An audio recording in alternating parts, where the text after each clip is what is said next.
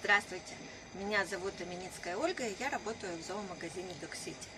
Я со своим чудесным цверкшнауцером Мухой собралась на первую выставку, а это значит, у нас настало время привить питомниковый кашель. Что такое питомниковый кашель? Это целая группа заболеваний, поражающие верхние дыхательные пути. По своей клинике это очень похоже на грипп, и вызываются они кучей бактерий и вирусов, начиная от бордетеллы, заканчивая аденовирусами различными.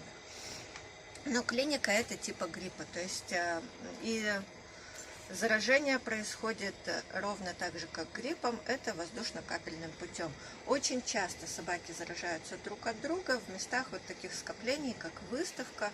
Можно заразиться при посещении ветеринарной клиники, при посещении любого мероприятия или любого места, где очень много разных собак, даже если эти собаки клинически здоровы.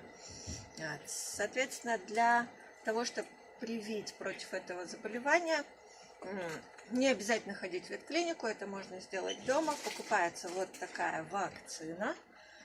Называется она Набивак КС. Аналогов у других фирм, кроме Набивака, к сожалению, нету. Но, в общем-то, и этого нам достаточно. Разводится она как обычная вакцина, то есть здесь есть жидкая часть, которую надо набрать в шприц 1 миллилитр. Есть сухая часть, в которую надо вылить жидкую, дождаться растворения и набрать в шприц обратно.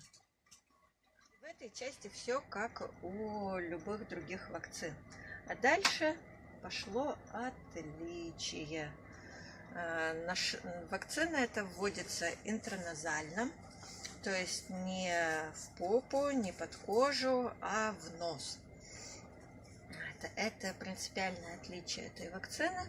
И для того, чтобы из обычного шприца ввести ее интраназально, к любой дозе этой вакцины в любом приличном магазине вам дадут вот такую вот насадочку. В одну ноздрю, никаких проблем, быстро, просто пшик, и все. Эта насадка распылила вакцину по носовой полости у собачки. Все, через 24 часа эта собака защищена от питомникового кашля, и я могу идти на выставку с ней. Что вот тоже большой принципиальный момент у этой вакцины, в отличие от других, так как иммунитет формируется местный, она действует очень быстро. И можно прививать собаку, которая даже вдруг была в контакте, но еще не заболела. Вот, собственно, и все. Пойдем на выставку.